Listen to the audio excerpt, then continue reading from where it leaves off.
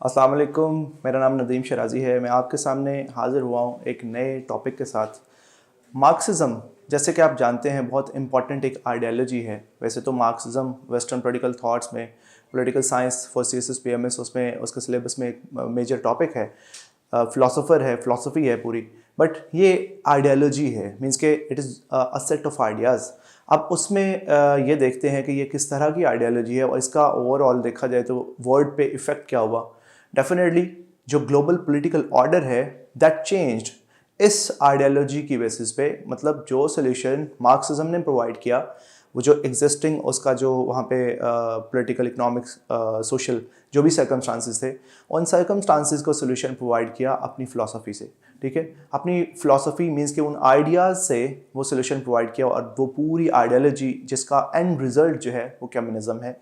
अब मैं कम्युनिज़म तक वो उसका जो जहाँ से ओरिजिन हुआ है वो सारे उसके बेसिस, उसका इंट्रो, उसका अबाउट, वहाँ से स्टार्ट करके आपके सामने अब ये सारी वीडियो रिकॉर्ड करने का मकसद ये है कि जो एस्पायरेंट्स जो लेक्चर्स कहीं से नहीं लेते, कम से कम उन्हें बेसिक आइडियाज़ जो हैं वो क्लियर हों, वो आइडियाज़ उन्हें एक कॉम्प्रिहेंसिव वे में अंडरस्टैंडिंग हो। अब डेफिनेटली ये जो अगर लेक्चर की बात की जाए तो लेक्चर तो अप्रॉक्सीमेटली कोई आधे घंटे का नहीं है, वो तकरीबन 1 घंटे का लेक्चर है मार्क्सिज्म। बट मैंने इसको इन अ नटशेल ब्रीफ वे में प्रिसाइज करके आपको इसका जो स्केच है, इसका जो बेसिक आइडिया है वो देने की कोशिश करूँगा। अब इसमें इंट्रो से, अबाउट से स्टार्ट करते हैं। What is Marxism? It is a socio economic and political system. ये socio economic and political system है, मीन्स के एक ऐसा सेट ऑफ आइडियाज़, एक ऐसी आइडियोलॉजी जो कि हर डोमेन को टच कर रही है। स्टेट के अंदर मेनली 3 मेजर डोमेन्स होती हैं। उसमें सोसाइटी है, मीन्स का social domain, political domain, economic domain. तो ये तीनों को टच करती है। मेन इसका जो आप कह सकते हैं कि जो जिसके साथ ये अटैच है वो सोसाइटी के साथ है, बट इकोनॉमिक पर्सपेक्टिव में। अब classical Marxism, a variety of socialism that provides an intellectual basis, ये intellectual basis provide करती है किसको? Communism and reaction against capitalism and liberalism.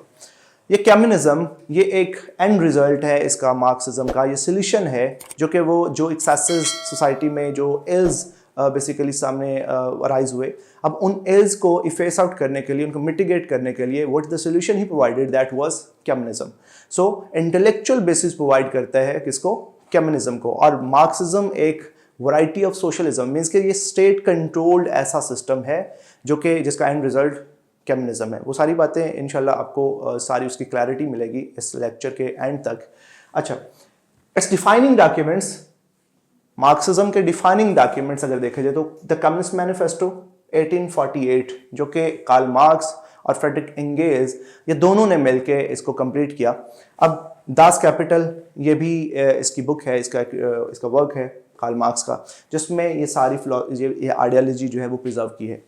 Then अगर हिस्टोरिकल कॉन्टेक्स्ट उसका देखा जाए, इसका बैकग्राउंड थोड़ा देखा जाए, तो बैकग्राउंड ये है कि as you know at that time in 19th century, अब उस टाइम पे कैपिटलिज्म, इंडस्ट्रियलाइजेशन, मीन्स के कैपिटलिज्म के रिजल्ट में इंडस्ट्री बूस्ट कर चुकी थी, industrial revolution was at peak. अब ऐसी सिचुएशन में जो सोसाइटी थी वो अनइवन होगी, मीन्स के there emerge 2 classes in society, और उससे सोसाइटी में रिच पुअर गैप आ गया। ये जस्ट इसमें मैंने इल्यूड किया है, इसमें हिस्ट्री को अगर मेंशन किया जाए तो बहुत ही प्रोलॉन्ग्ड हिस्ट्री है, और वो history definitely with in time मैं स्क्वीज करके आपको बता नहीं सकता। आपको जस्ट इतना ही काफ़ी है आपके लिए जानना कि वहाँ पे कैपिटलिज्म की वजह से इंडस्ट्री जो बूस्ट किया, इंडस्ट्री में जो वो इंडस्ट्रियल रेवोल्यूशन आया वेस्ट के अंदर, जो यूरोप के अंदर, उसकी वजह से सोसाइटी पे क्या इम्पैक्ट्स हुए। सोसाइटी जो है वो अनइवन होगी, सोसाइटी में रिच पुअर गैप, मीन्स के क्लासेस में बट गई सोसाइटी, वो सेग्रीगेशन सोसाइटी में आ गई।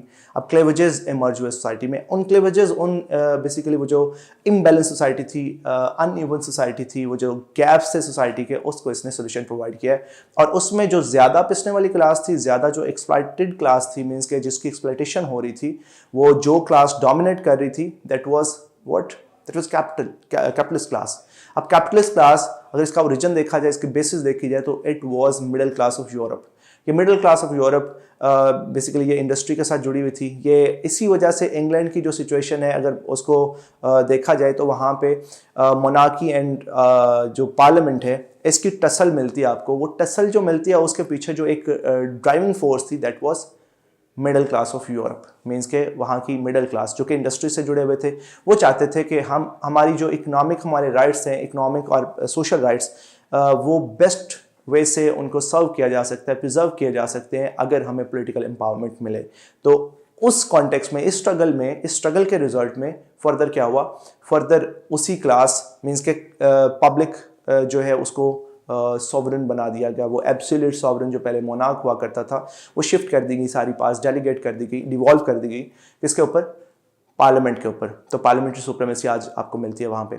अच्छा, अब ये बैकग्राउंड था। अब सोसाइटी में हो क्या रहा था, सोसाइटी में कुछ इस तरह से था, ये कुछ बेसिक प्रिंसिपल्स है मार्क्सिज्म के, इससे मैं आपको वो सारी कहानी समझाने की कोशिश करता हूँ कि मार्क्सिज्म एक्चुअली है क्या, ये किन बेसिक वो आइडियाज़ पे ऊपर बेस करती है, वो प्रिंसिपल्स कौन से हैं जिनकी वजह से ये एक प्रॉपर आइडियोलॉजी बनती है। तो that is dialectical materialism. Means के he said internal contradiction is the main thing because of which development occurs.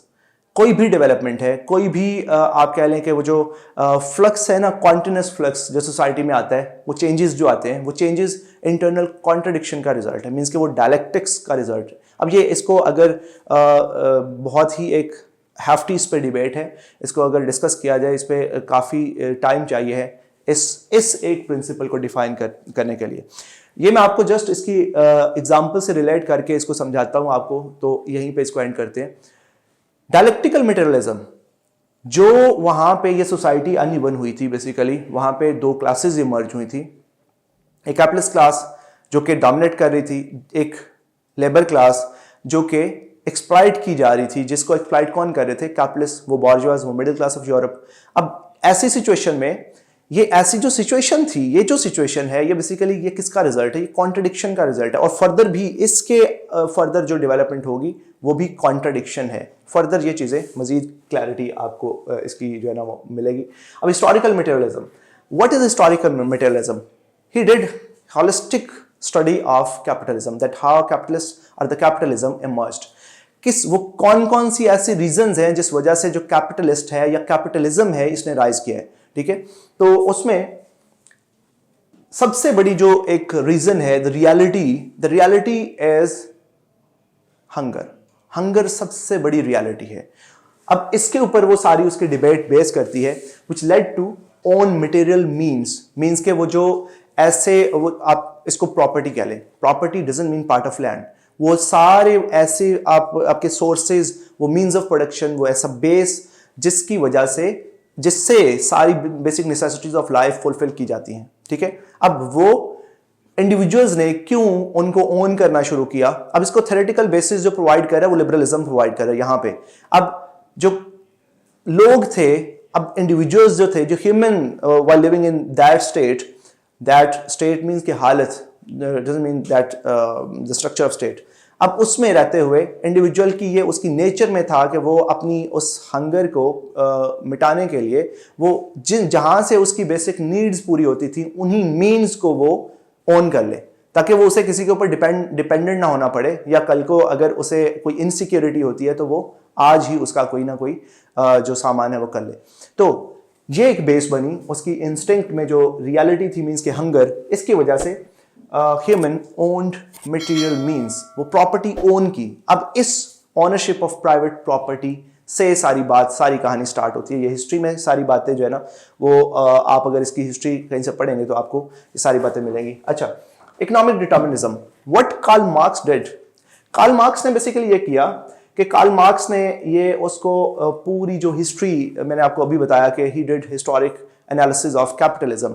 अब उसमें हिस्ट्री को गाइड बनाते हुए उसने जो एक हर चीज को डिटर्मिन किया ना, वो इकोनॉमी के बेसिस पे किया कि ये जो मटेरियल मीन्स उन्होंने ओन किए थे, अब ये मटेरियल मीन्स क्या है, ये इकोनॉमी है बेसिकली, जिससे उनकी बेसिक नीड्स जुड़ी हुई हैं, जिससे वो अपनी जो लाइफ है, अपना सर्वाइवल एग्जिस्टेंस बनाते हैं। अब वो economic relations are determined, the economic relations determine all the social or other relations। जितने भी सोसाइटी में रिलेशंस होते हैं वो इकोनॉमी की बेसिस पर डिटर्मिन किए जाते हैं।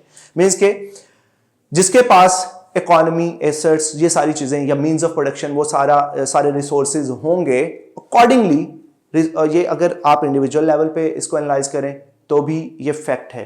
इसको सोसाइटल लेवल पे आप अप्लाई करें, इसको नेशनल लेवल पे अप्लाई करें, मीन्स के हर स्टेट का एक डाइवर्स उसका लीवरेज होता है, स्टेट टू स्टेट वेरी करता है। स्टेट की जो पार है वो इकोनॉमी की बेसिस पे डिटरमिन की जाती है। अब उसका अकॉर्डिंगली इंटरनेशनल कम्युनिटी में एक लीवरेज होगा हर स्टेट का। इंडिया जो है उसकी अगर देखी जाए तो वो that is largest consumer market, ठीक है। इस वजह से अब मटेरियल ये एक कॉन्टेक्स्ट है ना, अब इसकी वजह से उसका इंटरनेशनल लेवल पे लीवरेज पाकिस्तान से ज्यादा है, ठीक है। अब ये वो बात है, अब वो कह रहा है उसने हर चीज को डिटरमिन किया किसकी बेसिस पे, इकोनॉमी की बेसिस पे, कि किस तरह से ये कैपिटलिज्म राइज किया, किस तरह से ये सोसाइटी में सारा जो ये सोसाइटी अनइवन हुई, इम्बैलेंस हुई, इसमें जो क्लासेस इमर्ज हुई। पहले तो इक्वालिटी थी, अब पहले तो हर किसी को कम से कम कुछ ना कुछ तो मिल रहा था। अब इस ओनरशिप ऑफ मटेरियल मींस की वजह से क्या हुआ, जिसको लिबरलिज्म ने बेसिस प्रोवाइड किया। अब ये जो सारी कहानी वो स्टार्ट करता है ना, ये reaction against capitalism and liberalism है। जिस तरह से लिबरलिज्म क्या है, जिसने कैपिटलिज्म को बेसिस प्रोवाइड किया है। एडम स्मिथ का कॉन्सेप्ट द लेजिस्लेचर, वो the minimum interference of government in individuals affairs, मतलब उन्हें लिबर्टी इंश्योर की जाए, उन्हें फ्रीडम इंश्योर की जाए ताकि वो फर्दर डेवलप करें, ठीक है। तो इसका मतलब यही है कि उसने क्या किया, मार्क्स ने क्या किया, मार्क्स ने ये सारे आइडियाज जो डिवाइस किए, इनके पीछे उसने उसी की वो जो बुक थी उसको थॉरली पढ़ा, उसका एनालिसिस किया और उसी के रिएक्शन में उसने ये सारे सॉल्यूशंस प्रोवाइड किए। अच्छा, वो कहता है कि इकोनॉमी ही वो चीज है जो डिटरमिन करती है ईच एंड एवरीथिंग।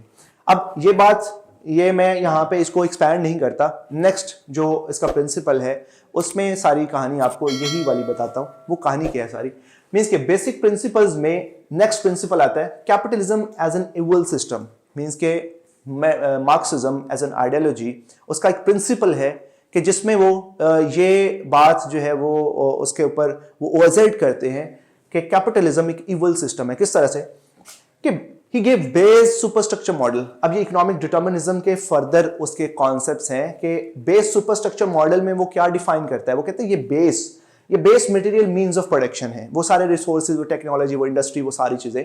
अब इसको इस ऑनरशिप ऑफ प्राइवेट प्रॉपर्टी के रूल के मुताबिक जो कि लिबरलिज्म ने प्रोवाइड किया है, अब वो कैपिटलिज्म इसकी बेसिस पे इमर्ज करता है, ये बेस की बेसिस पे इमर्ज करता है। ये बेस क्या है, मटेरियल मींस ऑफ प्रोडक्शन। अब वो इसको ओन करता है। अब इसको ऑन करने की वजह से सुपरस्ट्रक्चर अपना डिवाइस करता है। सुपरस्ट्रक्चर क्या है, वो स्टेट, वो इंस्टीट्यूशन, वो उसके पॉलिसीज, ईच एंड एवरीथिंग, ठीक है। वो इसके जरिए से क्या करता है, अब जब वो बेस के ऊपर बैठा हुआ है, बेस को होल्ड कर रहा है, तो बेस के बाद ये सुपरस्ट्रक्चर भी जो रिसोर्सेज को होल्ड करेगा, जो इकोनॉमी को होल्ड करेगा, वही ये सुपरस्ट्रक्चर को भी डिवाइस करेगा। सुपरस्ट्रक्चर भी उसी के कंट्रोल में होगा। अकॉर्डिंगली स्टेट में क्या होगा, उस सोसाइटी में क्या होगा, देयर इमर्ज टू क्लासेस। वहां पे दो क्लासेस इमर्ज हुई, एक वो जो इसको ओन कर रही है, वो कैपिटलिस्ट थे, और एक वो जो इन रिसोर्सेज के लिए काम कर रही है अपनी बेसिक नीड्स फुलफिल करने के लिए। वो क्लास कौन सी थी, लेबर क्लास। अब ये दो क्लासेस जब इमर्ज हुई, ये वही बात है, ठीक है। जो दो क्लासेस इमर्ज हुई, तो एक क्लास जो कि ये रिसोर्सेज सारे ओन कर रही थी, उसने क्या किया, उसने एक्सप्लॉयटेशन स्टार्ट कर दी। किसकी, वो जो इस रिसोर्सेज के लिए, इन रिसोर्सेज के लिए, इस बेस के लिए काम कर रहे थे, लेबर क्लास। तो यहां पे एक्सप्लॉयटेशन स्टार्ट होती है लेबर क्लास की, किसके हाथों, कैपिटलिस्ट के हाथों। तो इस एक्सप्लॉयटेशन की वजह से दे स्टार्टेड क्लास स्ट्रगल। अब ये क्लास स्ट्रगल, अब अगर ये सारी कहानी देखी जाए तो it comes in the ambit of economic determinism, ठीक है। अब ये क्लास स्ट्रगल फर्दर मार्क्स कहता है कि ये क्लास स्ट्रगल एक टाइम आएगा, इस क्लास स्ट्रगल के रिजल्ट में ये एक एवोल्यूशनरी प्रोसेस है। इस एवोल्यूशनरी प्रोसेस में एक सैचुरेशन पॉइंट आएगा जिसमें क्या होगा, प्रोलेटेरियन रेवोल्यूशन आएगा। अब ये क्लासेस मैंने आपको कही ना कि दो क्लासेस इमर्ज हुई। अब ये कैपिटलिस्ट क्लास को बॉर्जवास भी कहते हैं, इसे कैपिटलिस्ट क्लास भी कहते हैं, इसे हैव्स भी कहते हैं, ठीक है। इसके बरक्स जो दूसरी क्लास है जिसकी एक्सप्लॉयटेशन हो रही है, वो कौन है, labour class, working class, labour class, या प्रोलेटेरियन क्लास, या उन्हें हैव्स नॉट भी कहते हैं। अब ये जो एक्सप्लॉयटेशन है उसके रिजल्ट में क्लास स्ट्रगल स्टार्ट हुई है कि वो जो एक्सप्लॉयटेड क्लास है और जो क्लास एक्सप्लॉयट कर रही है, कैपिटलिस्ट, उनके खिलाफ वो एक स्ट्रगल करते हैं अपने राइट्स को प्रिजर्व करने के लिए।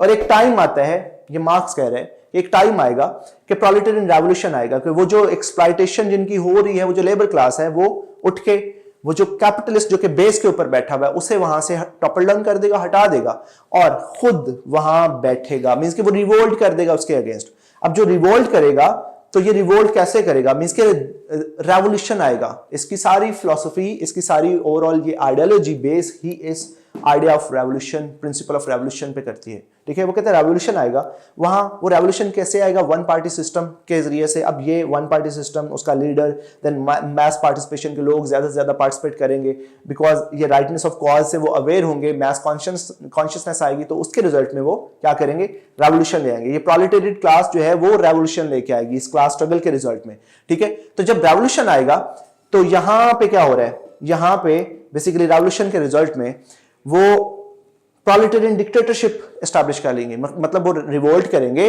और अपनी डिक्टेटरशिप एस्टैब्लिश करेंगे। अब जब डिक्टेटरशिप एस्टैब्लिश करेंगे तो उसका मतलब ये है कि ये जो बेस है इसके ऊपर बैठे हुए कैपिटलिस्ट को हटा के उसको टॉपल डाउन करके उसकी जगह खुद बैठेंगे, अपनी डिक्टेटरशिप इंस्टॉल करेंगे, और जो सुपरस्ट्रक्चर उस कैपिटलिस्ट ने अपनी फेवर में बनाया हुआ है, वो लॉज, वो सारे इंस्टीट्यूशन, ईच एंड एवरीथिंग, उस सारे को वो इफेस आउट करेगा, उसको वो जड़ से उखाड़ेगा और वहां पे एक नया सिस्टम इंस्टॉल करेगा ताकि सोसाइटी को इक्वलाइज कर, इक्वल उसमें जो है ना हर किसी को इक्वालिटी जो है ना वो दे सके।